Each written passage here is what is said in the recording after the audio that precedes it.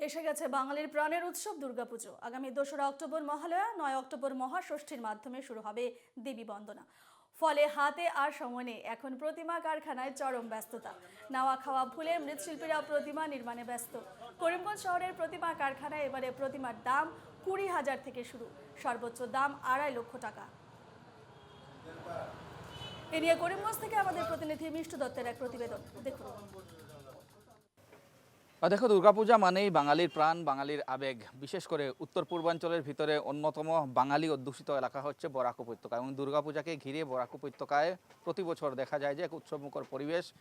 এক বছরের পুজো শেষ হওয়ার সাথে সাথেই পরের বছরের পুজোর এক প্রকার প্রস্তুতি শুরু হয়ে যায়, এবং বিশেষ করে যেহেতু পূজা মাত্র হাতে গোনা আর কয়েকদিন বাকি দুর্গোৎসবের, তার জন্য বর্তমানে কুমোরটুলিতেও দেখা গেছে যে ব্যাপক ব্যস্ততা। মণ্ডপ শিল্পী থেকে শুরু করে মৃৎশিল্পীরা সবাই ব্যস্ত তাদের নিজের কাজে। এই মুহূর্তে আমরা করিমগঞ্জ শহরের একটি মৃৎশিল্পীর শিল্পালয়ে উপস্থিত রয়েছি, যেখানে পরিবেশ একটু দেখানোর চেষ্টা করব আমরা যে বিভিন্ন শিল্পালয়ের সমান্তরালভাবে এই যে শিল্পালয় রয়েছে, এই শিল্পালয়ে যারা শিল্পীরা রয়েছেন, মৃৎশিল্পী, তারাও কিন্তু দিন রাত এক প্রকার একাকার করে মা দুর্গার যে মূর্তি, সেই মূর্তিতে তারা প্রাণ প্রতিষ্ঠা করার চেষ্টা চালাচ্ছে, কেননা হাতে মাত্র কয়েকটা দিন বাকি।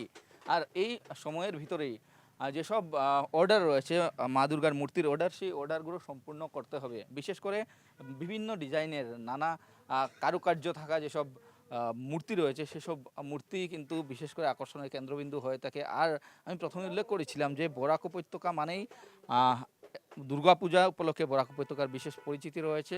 বরাকের বিভিন্ন প্রান্তে যেহেতু বিগ বাজেটের দুর্গাপূজা অনুষ্ঠিত হয়ে থাকে, সেই হেতু যেসব মৃৎশিল্পীরা রয়েছেন তারাও কিন্তু নিরন্তর আসলে মূর্তি প্রস্তুত করার যে কাজ, সেই কাজে তারা ব্যস্ত থাকেন। এই মুহূর্তে আমরা যে শিল্পালয়ে দাঁড়িয়ে আছি, সেই শিল্পালয়ের নাম এবং তারা এবার কতটা মূর্তি তারা এবার বানাচ্ছেন, সেই সব বিষয়ে আমরা জানার চেষ্টা করবো। আপনার শিল্পালয়ের কি নাম? আদি দেবালয়। আদি দেবালয় শিল্পালয়। তো আপনারা এবছর কতটা মূর্তি আপনারা অর্ডার পেয়েছেন? 33টা মতো মূর্তি। তো এখানে বিশেষ কোনো আকর্ষণীয় মূর্তি রয়েছে কি? সিমেন্ট দ্বারা তৈরি একটা প্রতিমা একজনের বাড়ি নেব। আর আকর্ষণীয় পূজা বলতে আমাদের তো একরকমই চলে।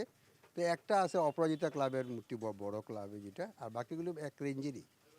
আপনার এখানে এবার সবচেয়ে বিগ বাজেটের যদি প্রতিমা বলি, তবে সেই প্রতিমার বাজেট কত টাকা খরচ সবচেয়ে বেশি? 65,000 টাকা হাইয়েস্ট আমার। আপনার হাইয়েস্ট 65,000 টাকা। তো আপনার 65,000, আর বাকি সব ছোট ছোট। কতজন কারিগর আপনার এখানে কাজ করছে? 3জন সবসময় কাজ করে, আমরা আছি 2জন, 5জন আমরা সবসময় কাজ করি। আপনার এখান থেকে কোন কোন জায়গায় আসলে মূর্তিগুলো যায়? বিশেষ করে তো করিমগঞ্জের আশেপাশে গ্রামাঞ্চলও যায়, শহরেও যায়। শহরে বাড়ি ঘরের প্রতিমা, তো নীলমণি রোড, বৈজেন্দ্র রোড বাড়ির প্রতিমাগুলি করি।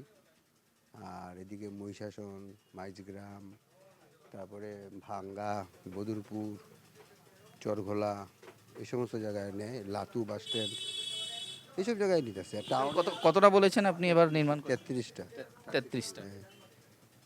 নিশ্চয় আমরা এই যে শিল্পালয় রয়েছে, সেই শিল্পালয়ের ভিতরের পরিবেশটা দেখানোর চেষ্টা করছি। দেখেন, উনি উল্লেখ করেছেন যে এবার 33খানা আসলে মার যে প্রতিমা বা মার যে মূর্তি, সেই মূর্তি তারা নির্মাণ করার তারা অর্ডার পেয়েছেন। জেলার বিভিন্ন প্রান্ত থেকে সেসব অর্ডার তারা পেয়ে থাকেন। এবারও কিন্তু এর ব্যতিক্রম হয়নি, এবারও তারা 33খানা মূর্তির তারা অর্ডার পেয়েছেন। আর তিনি উল্লেখ করেছেন যে 65,000 টাকা মূল্যের সর্বাধিক যে মূর্তি, সেই মূর্তি অর্থাৎ সবচেয়ে বেশি মূল্যের যে মূর্তি এই শিল্পালয়ে, সেটা হচ্ছে 65,000 টাকার মূর্তি। এবং আমরা এখানে দেখানোর চেষ্টা করছি যে উনি উল্লেখ করেছেন যে একটি সিমেন্টের মূর্তির অর্ডার তিনি পেয়েছেন। সেই সিমেন্টের মূর্তিটাও দেখানোর চেষ্টা করছি আমরা। এটা হচ্ছে একটি সিমেন্টের মূর্তি, যে মূর্তি তারা নির্মাণ করছেন। অপরদিকে যারা শিল্পীরা রয়েছেন তারা কিন্তু সম্পূর্ণরূপে ব্যস্ত। আমি যদি এই মুহূর্তে যদি নির্মল দেখায় যে বাহিরে সারি সারি করে রাখা রয়েছে মূর্তিগুলো, আসলে মূর্তিগুলো যত তাড়াতাড়ি পারা যায় শুকানোর তারা চেষ্টা চালিয়ে যাচ্ছেন। অপরদিকে শিল্পীরা রয়েছেন যারা খুবই ব্যস্ত। আমরা একজন দেখতে পাচ্ছি যিনি খুব কম বয়সের শিল্পী। কি নাম তোমার? কৌশিক পাল। হ্যাঁ, কত বছর থেকে মূর্তি বানাচ্ছ? তো কত বছর থেকে ঠিক না, বাবার সাথে করছি ছোটোর থেকে সাহায্য এরকমই। কত বছর হবে শুরু করেছিলে, কত বয়স তখন কত ছিল? তখন 10ও ছিল, তখন থেকে একটু একটু বাবার সাথে করতাম, ওখানে মোটামুটি এরকমই করছি। তুমি কি পড়ছো, পড়াশোনা করো? ক্লাস 10-এ পড়ছি। হ্যাঁ।